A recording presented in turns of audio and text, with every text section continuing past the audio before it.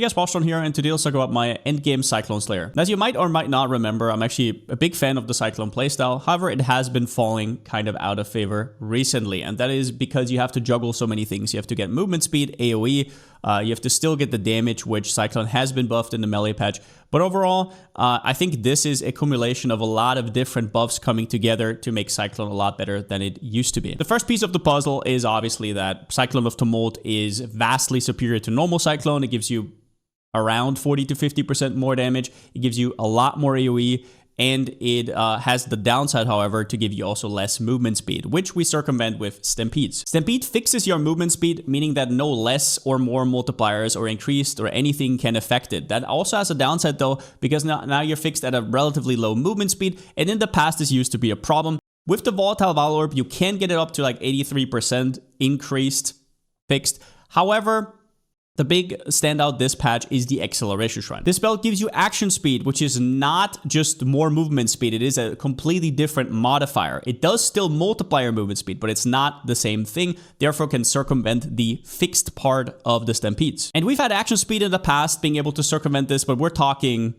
8 to 10% from a Tailwind and then maybe a Sublime Vision. But this patch, we get Shrine Effect, we get Acceleration Shrine. We're talking up to 140% more action speed, leaving us at over 300% movement speed in total. Another big addition this patch with the Volatile Val Orb is actually Voidforge, which you can now corrupt to upwards of 900% of weapon fizz as extra of a random element. This coupled with life stacking and Bloodthirst support makes for a really strong offensive package, while the life stacking plus Defiance of Destiny and Petrified Blood makes for a nice cozy defensive shell. If you're looking for an aspirational Cyclone build this league, it's personally my favorite that I've played, and I can't stop playing it, so take that as you will. Disclaimer, what I'm about to show you is an aspirational build. It's quite expensive, and it needs you to have an Acceleration Shrine, otherwise the interaction does not work. Everything other than the Acceleration Shrine is negotiable. If you know how to make builds, you can easily just not play Voidforge, not do this package, do something different, but those things are just essential to the build. Real quickly, let's go over what I said in the intro. Cyclone of Tumult is this skill right here, and it has up to 5 stages. You can see it when I'm cycloning up here, and once you stop spinning, you slowly lose them again. These give you plus 0.1 meters to radius per stage. That doesn't sound like much, but it is base radius, so it gets multiplied by all your increases, and then it also has less movement speed. Now, it has a lot more damage than Cyclone. We can go into it, but you can see right here, 30% more attack speed per stage. It does have slightly lower attack speed to begin with, but overall, it's like a lot more damage. So this is how it works, right? The Stampedes fix your movement speed. For example, for me here at 182, and then you go and multiply it with action speed. The action speed comes from the Acceleration Shrine. Here it is in its full glory, 50% increased action speed, which is also a multiplier to movement speed, but it's different than movement speed. So it does not get, it can circumvent the fixed movement speed from your boots. So the boots make it so your Cyclone doesn't slow you down, and then Acceleration Shrine circumvents the downside of Stampedes. So no, this is not just, ooh, Acceleration Shrine is good, so I'll slap it onto the build. Without Acceleration Shrine, this whole package straight up doesn't work. Or let's say it does work, but then your movement speed will look like this. And who wants to cyclone around like this? Well, I know some people, but I certainly don't. Another really important part about Cyclone and Cyclone of Tumult is it scales with melee weapon range. How does that work? So it says right here, 15% increased area effect per 0.1 meter additional melee strike range. That is added after the weapon. So the weapon here doesn't really matter. The melee strike radius that you add. For example, from the tree here, 0.3 meters to melee strike range gets converted to 45% increased area of effect. All these small nodes, 0.1, that's 15% AoE right there. 0.3, that's 45% AoE right there. That is how it works, and that is also why I'm using these gloves right here. These are Elder Warlord gloves that combined together, both are awakened, give you 0.8 meter melee strike range, which is akin to 120% increased AoE. So everything I said here, that is, in my opinion, the most important thing about this build is the movement speed package with Acceleration Shrine and Stampedes. Wherever you want to go from here, that is up to you. I'll show you what I've been doing, which is a Voidforge plus Bloodthirst setup. Now, a lot of uniques in this build you will see have been buffed by the newly introduced Volatile Val Orb, which gives you a chance to randomize the number on uniques and make it higher than it usually is, up to 22% higher. So for example, on a Voidforge with an explicit physical modifier magnitude enchant on top from highest, you can get up to 922. Some other enchants can even go higher. So this percentage of weapon physical damage as extra takes flat physical damage from wherever, for example, these reflected rings right here, which are around 40 flat physical damage, and multiplies it. So for example, let's say I had 900% to make it a little bit easier instead of 922 as extra. So I take the 40, multiply it by 9, and I'm getting 360. So this 40 flat physical gets converted to 360 LE damage. Now it does say deal no non-elemental damage, which means that if you don't convert the initial physical damage, it's gone. But look at how tiny the initial value is, so it's not even worth the opportunity cost to convert. You just strictly go for the multiplier. So that means flat physical damage is huge because it multiplies it, and we're using Bloodthirst here for a semi-life stacker. So Bloodthirst gives you 2% of your maximum life as extra physical damage if you're on low life, which we do with Defiance of Destiny, which uses your unreserved missing HP to recover, coupled with Petrified Blood. For this, you also need a little bit of recoup just in case you get hit out of combat and you're not currently leeching, to make Defiance of Destiny a little bit nicer. But I digress. So Bloodthirst gives you 2% of your life. So let's say I'm currently, I think, level 95 or so. Let's say you're at 9,000 HP in endgame times 0.02. We're looking at 180 flat physical damage that gets multiplied by around about 9. That is 1,620 elemental damage with the sword. Now, this sword has always been good, but one of the most overlooked things about it is that it deals one element only. It is not 1/3 lightning, 1/3 cold, 1/3 fire. That is on average, but every hit is different. So one hit will be full cold, one hit will be full lightning, and then the other full fire. And that is important because of ailments, because you can now apply a big shock followed by a big freeze and whatnot, but you can even better utilize this with alt ailments. As you can see in the brackets down there, Scorch can give you up to -30 res, Brittle can give you up to 6 base crit, and also Sap makes enemies deal up to 20% less damage. The biggest one here is probably the Brittle. You will see that Voidforge's biggest downside is its low base crit. And while I was initially going to solve that with Overwhelm, that would mean I can't take Headsman. So that would have been a little bit of a problem. With Brittle, that is all solved. Now, one of the biggest mistakes I see people make over and over with melee builds in particular is not utilizing their Tincture correctly. The first thing is the mods are really important. The increased effect, the quality, everything plays together. You can get 50% more damage or higher depending on your setup. On this build, the pen is very, very, very strong because it's all pen and Voidforge does all sorts of damage. So it's, other than Trinity, you don't have that many sources. This league, they also introduced the Rune Graft of the Imbued, which gives your Tinctures even more effect.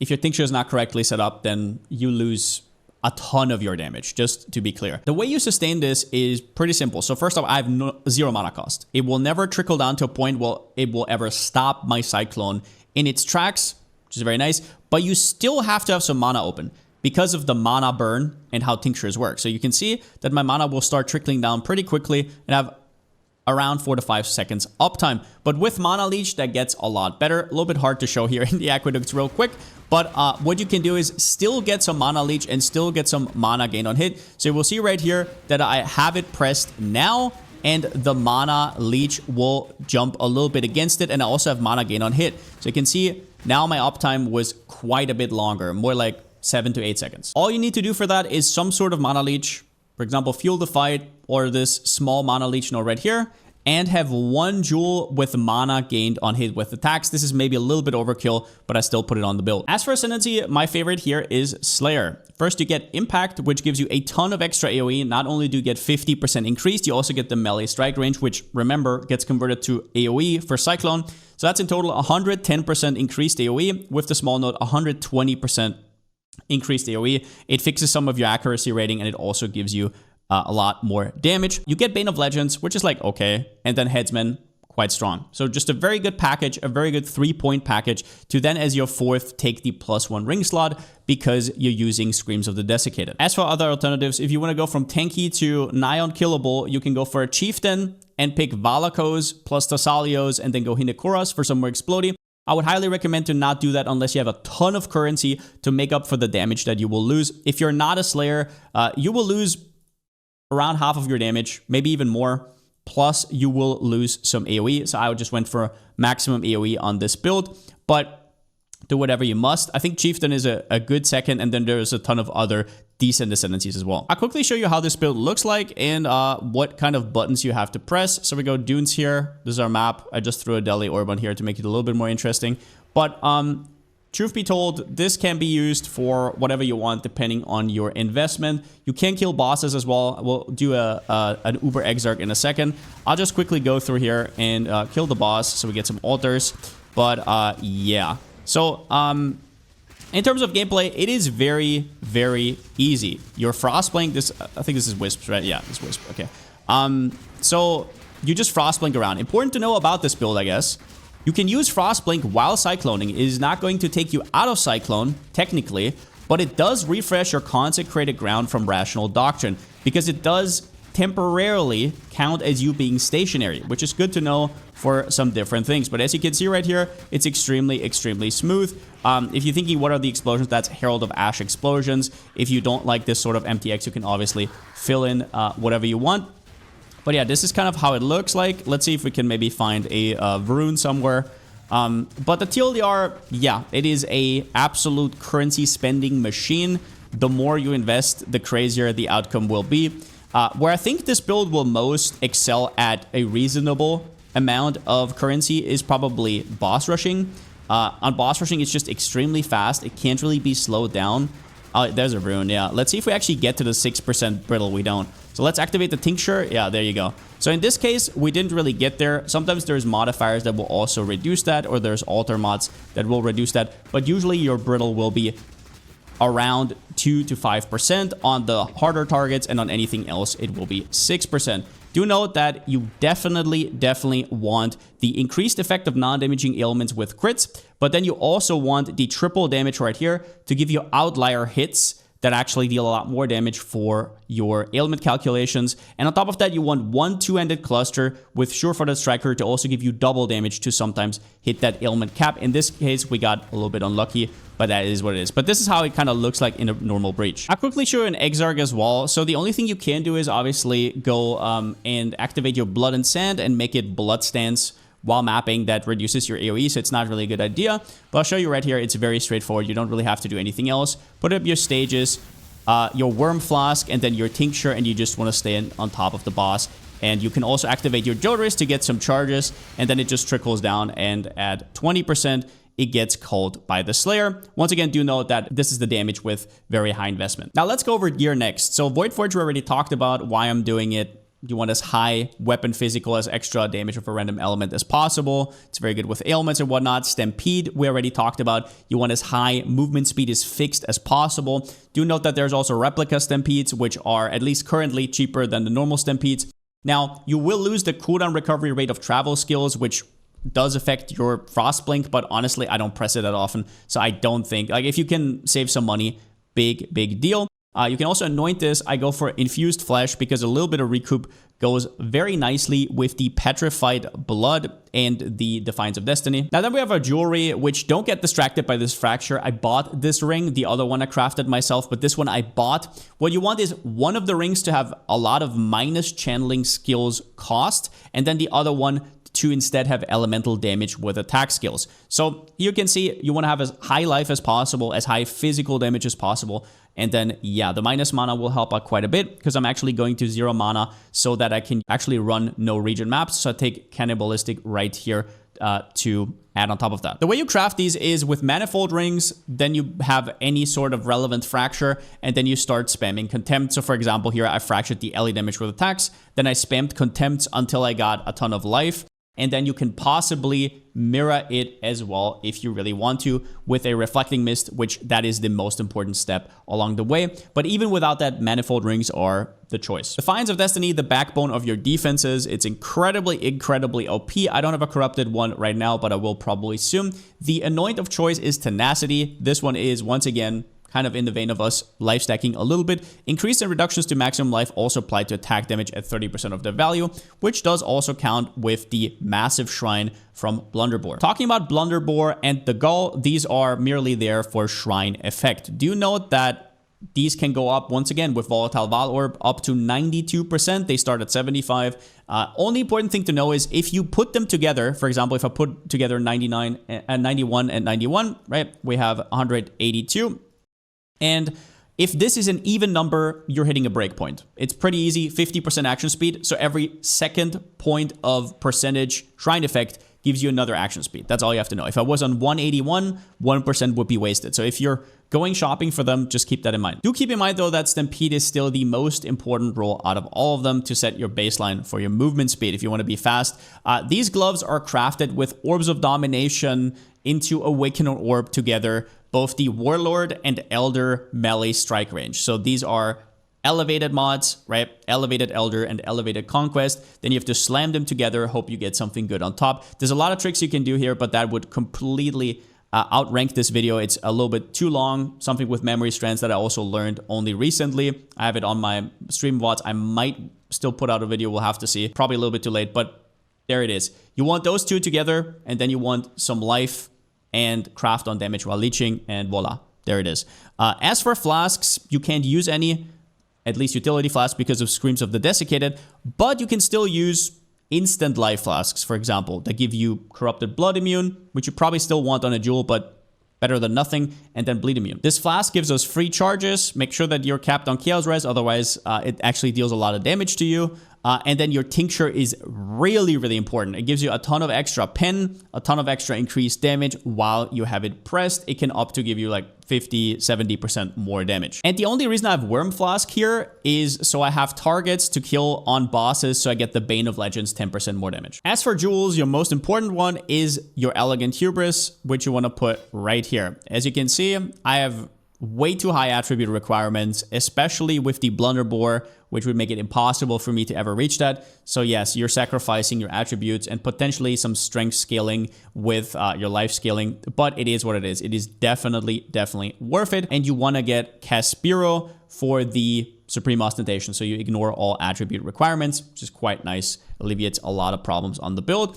And then there's two 1-pointers here, which are usually the Int and the Dex node, which you can convert into an easy 1-pointer. The only node here that is required is gain 1 endurance charge every second if you've been hit recently. Yes, you get endurance charges technically with Dodra's Elixir, but we're eating up endurance charges so frequently with Immortal Call when you get hit that I would personally recommend you to get that one as well. The second node, if you can get anything relevant here, that's nice. I got Chaos Res, you can get life, mana reservation efficiency, whatever. Now then we have Interrogation, which converts your ailments to alt ailments. Super important. Get this one ASAP. It's also an easy fix for your Corrupted Blood cannot be inflicted on you, or get some reservation efficiency. Then we have Rational Doctrine, which TLDR, it wants you to make your strength and int equal. The way you do this is through your Screams of the Desiccated. You can work with Divine Orbs, obviously, but you can also just work with Catalysts if you want to have the more budget option, and you just make sure that you have the same amount right here, 43. And now you're getting both the Consecrated Ground and the Profane Ground. And if you don't know, as I said earlier, while you're cycloning around, whenever you Frostblink, you will see up here, I'll quickly show you, put this in right here. You can see while stationary, you have Consecrated Ground. Now you're going to start cycloning around, so you don't have it anymore because you're now moving. But if you Frostblink, boop, you see there is like a small frame where you count as stationary, so you have the buff up all the time. For most of your Chaos Res needs, you can slot a Light of Meaning with Chaos Res right here. That will fix most of the issues. And then as for rare jewels, the most important part is percentage max life. And on top of that, you want as much multi and as attack speed as you possibly can. As well as that, you will notice that we don't really have much space for resistances whatsoever. And for that, you should either use your third ring slot for that, get a normal ring in there maybe. You do have Purity of Elements, which is a ton of extra res, but you can also use jewel suffixes as I did right here. Percentage to all elemental resistances. And then we have Watcher's Eyes, which are mostly optional. It can help you get Reflect Immune if you want to be that, right? You are already Fizz Reflect Immune because you deal no non-elemental damage. But if you also want to be Reflect Immune to LE damage, you go Soul of Ugol right here, plus Watcher's Eye. On the topic of Pantheons, by the way, if you want to go Soul of Solaris, that will fix your crit immunity. As for the skill setup, we have Cyclone of Tumult, our main skill. If you want an Imbue, the best one in my opinion is Fortify, followed by normal imbues like LE damage with attacks, increased crit, and whatnot. Increased crit damage is fine as well. If you do not have Fortify at all, you can also always spec into Steadfast and then go for the mastery that gives you Fortify, or you just actually slot in Fortify, for example, instead of LE damage with attacks. Bloodthirst is important. Pulverize is, well, it gives you more AoE. I went for as much AoE as I possibly can on this build, so be that as it may. Then you have Trinity support, super important, and it is just like always up because Voidforge and the way it works. And Infused Channeling, well, also gives you less damage taken from hits and more damage. I have a 6-link setup here with some auras. I have Petrified Blood, Blood and Sand, Flesh and Stone, Purity of Elements, together with Eclipse and Enlighten support to help my reservation efficiency. Without those, it will be pretty rough. I also have some other auras here with Precision, which is on Arrogance, so my life is being reserved by that. And I have an Herald of Ash. And this Eclipse is kind of optional. It gives you a little bit better pops from Herald of Ash. On my cost when damage taken, I have more duration together with Immortal Call and Summon Lightning Golem. Do note that if you don't have Eternal Resilience, your Immortal Call is going to be a lot worse and might even hinder you, because if your endurance charges only come from Dotar's Elixir, it will just constantly consume them. And then on my helmet, I have a Assassin's Mark with Mark on Hit and also Frostblink, all linked together to cooldown recovery. As for the passive tree, take on Wavering Stance, so you're stun immune. Get your Rage with Battle Trance and these small nodes right here. It will also give you Intimidate while you have Rage. Make sure that you get the Runegraft of the Imbued for the extra effect to Tinctures. Other than that, Sword Masteries, right? Get all the melee strike range that you can get, all the AoE you can get. If you start for Reservation, you can also path up here, grab the life, grab the endurance charge, the jewel, and get sovereignty all the way on the top. For that, you would probably have to cut this side though. Grab as much life as you possibly can. Grab all the endurance charges. The triple damage right here is nice for ailment applications. And after that, we move on to the cluster jewels, which are quite straightforward. I'm using 3 8-point clusters. You can use 12-point clusters if you know what you're doing, and I might even do that in the future, but this is what I got right now. You want one with Feat the Fury, Martial Prowess, and Fuel the Fight. Make sure you can still get quite a bit of res here. I know it doesn't sound like a lot, but that is what you're working with on this build. You really want to cap your resistances. Alira will also help a lot there. Other than that, I have one, just a filler one with Martial Prowess and Feat the Fury. This one you could replace for a 12-point if you want to. Just put something in there where you don't have to take the node in the back. So all you want to do, this is the most important part, every single one of them should have Feat the Fury. Feat the Fury is OP, 15 attack speed, 30 damage while leeching, completely broken. Martial Prowess is quite strong, but that is all you have to know about these. To note though, if one of your clusters has Sure-Footed Striker, that means you get double damage. A source of double damage means that your ailments get a lot more efficient with the Secrets of Suffering right here. So that's that. As for a more achievable version, just quickly to go through here, have a lower percentage Voidforge. For example, this one is just 750%. Tone down the Shrine effect of the Goal, tone down the Shrine effect of the Blunderbore. On the gloves, just completely forego these meter radius gloves. They are so annoying to make and pretty rough if you can snag some, or if you know how to craft. I'll say this, if you actually know how to craft, I don't think it's that big of a deal, but if you don't, it is a hassle and you might blunder if you don't know how to craft with memory strands in particular. So just go for normal gloves, fix your resistances that way, because that's probably going to be one of the biggest problems when making this build on a budget. So that's quite nice. Get some attack speed maybe. You can use Stampedes or Replica Stampedes and just get as much percentage as possible. Defiance of Destiny, this is exactly my role, so I don't really have too fancy of a Defiance here. For the rings, just do not Reflect. Reflect is the expensive part right now for the manifold rings. So I actually just noticed that these manifolds aren't even, this one isn't even correct. All right, there you go. Okay, one of these you want -5 channeling cost, and the other one you want LE damage with attacks, as always. To compensate for the minus mana cost that you are missing from the Reflect, I'm also taking Spirit of War here. This 2-pointer together with this will still get you down to 0 mana cost. What else do I do? Acceleration Shrine you still need. Yeah, those are the rings. As for Tincture, you will not get as good of a Tincture. Everything over 20% quality is super expensive. Writhing Jar is easy. Dodriz is easy. The Cluster Jewels should be doable with a Fracture. Rational Doctrine, I removed the Implicits right here because those are quite expensive. I put 3-stat Jewels instead of 4-stat Jewels right here. You can see that I'm still capping resistances, and I don't have any res on any of these Jewels, but you can easily get a random res roll, and then your other gear gets a little bit easier. I actually have 2 Rational Doctrines in here. I just noticed. Okay, that's pretty funny as well. So it looks a little bit better now. Interrogation, Corrupted Blood cannot be inflicted on you. I will say that if you're somebody who's fast at the game, or you're paying attention, then the Flask will be enough, but it is nice to have. Light of Meaning with no corruption And that's it for the items. For the gems, the imbue is going to be the fortify imbue is going to be quite expensive. So you can also just take the fortify as a normal support gem and then instead get something like a increased crit damage or whatever. If your jewels are bad, increased crit damage will probably be good. If that goes up, go LA damage with attacks. Melee physical damage is very strong. All of these go. Other than that, I just toned a lot of gems down from 21 down to 20. A level 3 Eclipse. Level 4 Enlighten is unfortunately still important because you want to have some mana open for the Tincture, but play around with that as you want. You can also remove Herald of Ash. I really like the MTX. I don't know if it actually does anything, but is that important? I don't know.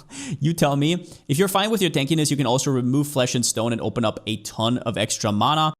And other than that, I think I just removed stuff like, yeah, for example, the Eclipse right here. For how much it costs, it doesn't do that much. As for the passive tree, like I said, the reduced mana cost right here makes up for the worse rings, and then your accuracy might be an issue. Now, if you get an accuracy roll on your rare gloves, that's fine, but otherwise you can also take Eagle Eye plus the accuracy mastery. As for leveling, I went with a stock standard Hollow Palm technique, leveling with Volcanic Fissure of Snaking instead of Smite, although Smite is still very strong. Volcanic Fissure of Snaking was very fun.